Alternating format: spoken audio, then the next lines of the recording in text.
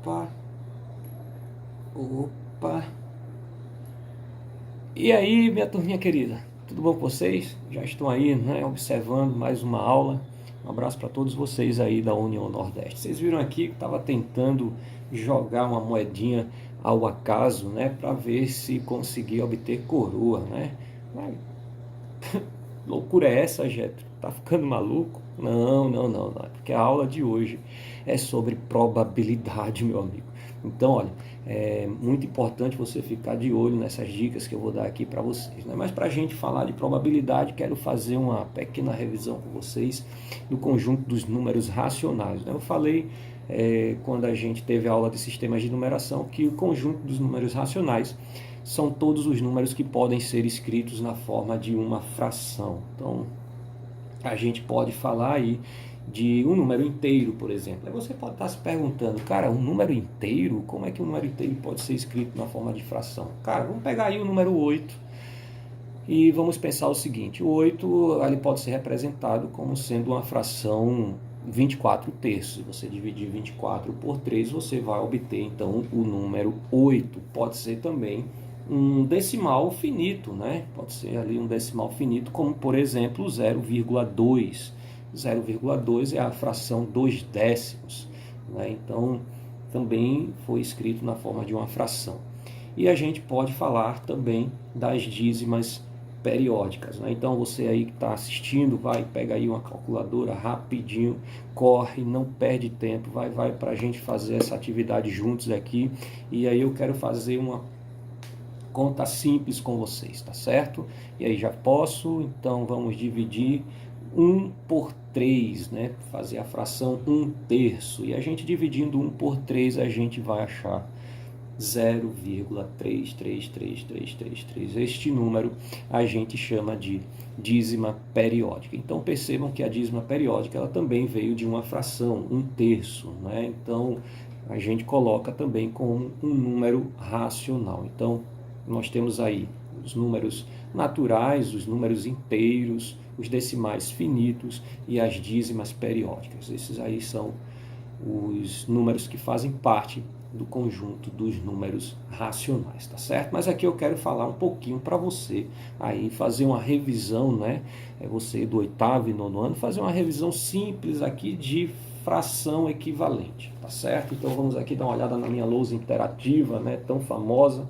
Então a gente vai ter aqui a fração 2 terços, né? Para a gente achar uma fração equivalente a 2 terços, eu posso, por exemplo, multiplicar o numerador. Então a gente vai obter um novo valor. Neste caso, multiplicando por 2, nós vamos ter agora um novo numerador 4. Se eu pego o meu denominador e multiplico por 2 também, a gente vai obter o número 6 no novo denominador. Então a gente diz que a fração 4 sextos ela é equivalente à fração 2 terços, tá certo? Outra ideia de fração equivalente que eu vou trazer aqui para vocês, e essa é mais importante para a aula de hoje, é esta daqui, tá bom? Tô aí, ó, de olho em você, se liga na dica aqui, bora, olho na tela. Então a gente tem aqui a fração 1/4. Da mesma forma, eu vou buscar uma fração equivalente a 1/4, só que desta vez eu quero que o denominador ele seja 100. Então, se eu quero um denominador 100, eu vou multiplicar quanto por 4 para dar 100? Neste caso, 25 vai ser esse fator que eu vou multiplicar. Então, 4 vezes 25 vai dar 100. 1 vezes 25 dá 25. Então, nós temos aqui a fração 25 centésimos. Então você vai pensar, se é 25 centésimos, é 25 por 100, ou simplesmente 25%, tá certo? Então, são ideias básicas que a gente precisa para compreender a aula de hoje, tá bom? Então, aqui, quero fazer um exemplo simples com vocês, para a gente já entrar na parte de probabilidade, tá bom? Então aqui eu quero colocar 5 tampinhas verdes, então uma tampinha, 2 tampinhas, 3 tampinhas, 4 tampinhas, 5 tampinhas verdes. E aí eu vou colocar 3 tampinhas azuis, uma tampinha azul, 2 tampinhas azuis, 3 tampinhas azuis e 2 tampinhas amarelas. Coloquei aqui, então nós temos dentro da sacolinha um total de 10 tampinhas, tá certo? Se a gente for pensar aqui, quem tem maior possibilidade de ser retirada ao acaso? Neste caso aqui, a quantidade maior de tampinhas verdes, né? Mas se eu quiser saber qual é a probabilidade, qual é a chance de tirar uma tampinha amarela? Gente, são quantas tampinhas amarelas? 2 tampinhas amarelas. De um total de quanto? De 10 tampinhas. Então, se eu quero tirar aqui ao acaso uma tampinha amarela, a gente tem aí uma chance de 2 décimos. Em uma fração equivalente a 2 décimos, a gente vai pensar em 2 décimos, eu quero um denominador agora 100, então multiplico por 10, então vai ficar 20 centésimos ou 20%. Então a chance da gente encontrar, ou de retirar ao acaso uma tampinha amarela é de 20%, tá certo? Mas como é que funciona esse lance aí, Getro, de probabilidade? Quero trazer aqui algumas ideias fundamentais para a gente entrar no nosso estudo de probabilidade. O primeiro deles é o tal chamado espaço amostral, tá certo? Então, olha, de olho aí, faz um print na tela, tá? Fez, pronto, posso continuar.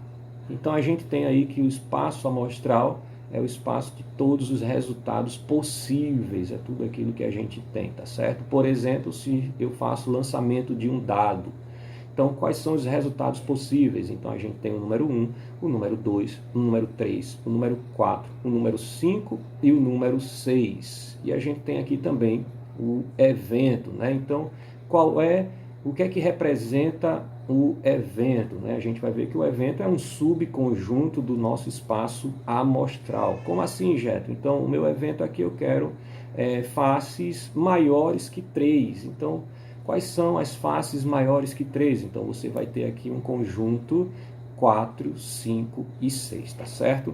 Então, quando a gente fala de probabilidade, a gente está falando de um número de casos favoráveis dividido pelo número de casos possíveis. Então, vamos pensar aqui comigo qual foi a minha condição. Que fosse um número cuja face fosse maior que 3. Então, nós temos aqui 3 casos favoráveis, tá bom?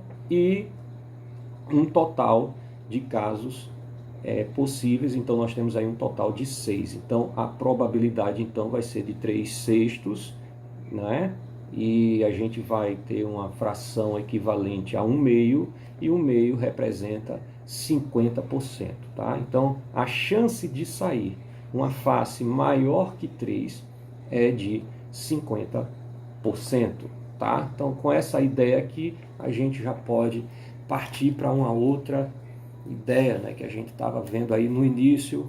2 moedinhas, olha só, eu tenho aqui 2 moedinhas de R$1, ela tem uma característica interessante, que são moedinhas de coleção da minha esposa, eu peguei aqui, ela nem sabe, mas ela coleciona essas moedinhas da Copa, né? Então, se eu lançar essas 2 moedinhas aqui ao acaso, aí a pergunta vai ser, qual é a probabilidade da gente conseguir cara?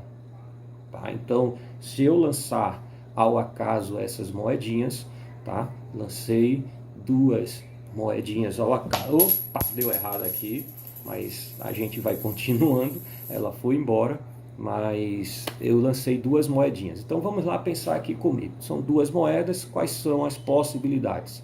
Então, anota aí, vai, anota, bora anotando junto comigo. Então, quais são as possibilidades? Então, a primeira ser cara, a segunda ser cara também. Aí a gente tem uma outra possibilidade, é da primeira ser cara, mas na segunda ser coroa. Temos uma terceira possibilidade, que é a primeira ser coroa e a segunda ser cara. E temos agora também uma quarta possibilidade, das 2 faces serem coroas. Então, se a gente parar e pensar aqui, a gente vai ter aí um total de 3 casos favoráveis, não é? 3 casos favoráveis de 4. Então, a gente vai ter aí 3/4 de casos favoráveis. Então, a probabilidade de a gente jogar 2 moedas ao acaso e obter uma cara é uma fração 3/4. E se a gente quiser isso em porcentagem, a gente vai buscar um denominador 100, multiplica o 4 por 25 para ficar 100, então a gente multiplica o 3 por 25 também, e a gente vai achar 75. Então, se você quer saber a probabilidade de jogar duas moedinhas ao acaso e dar uma cara, então a probabilidade de 75%. Ficou de olho nisso tudo aí? Compreendeu? Então, atenção total, hein? Aguardo vocês. Até a próxima.